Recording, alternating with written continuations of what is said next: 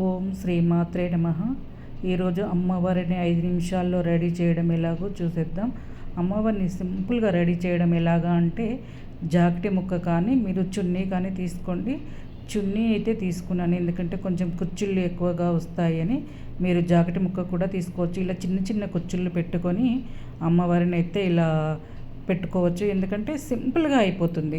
అందుకే జాకెట్ ముక్క కానీ చున్నీ కానీ తీసుకోండి. ఇంకా సింపుల్గా కావాలి అంటే మీరు cloth main important. Cloth soft cloth అయిపోయిందనుకో త్వరగా కంప్లీట్ అయిపోతుంది. కొంచెం బరక క్లాత్ అయిపోతుంది అనుకో కొంచెం ఒక 2 నిమిషాల దానికి కొంచెం 3 నిమిషాలు పడుతుంది.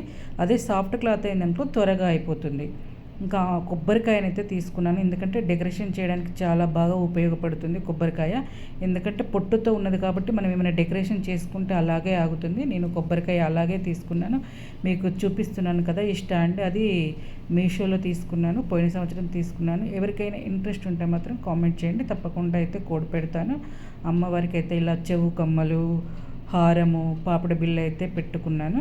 ఎందుకంటే చూడ్డానికి అమ్మవారు అందంగా కనిపిస్తుంది కదా అని చెవు కమ్మలు, పాపట బిళ్ళ, హారం అయితే వేసాను అమ్మవారికి. పువ్వులు కూడా ఇలా మీకు స్టాండ్ చూపించాను కదా, ఈ స్టాండ్కి ఇలా సింపుల్గా పెట్టేస్తే పువ్వులు ఇంకా కింద పడిపోకుండా అలాగే ఆగుతాయి.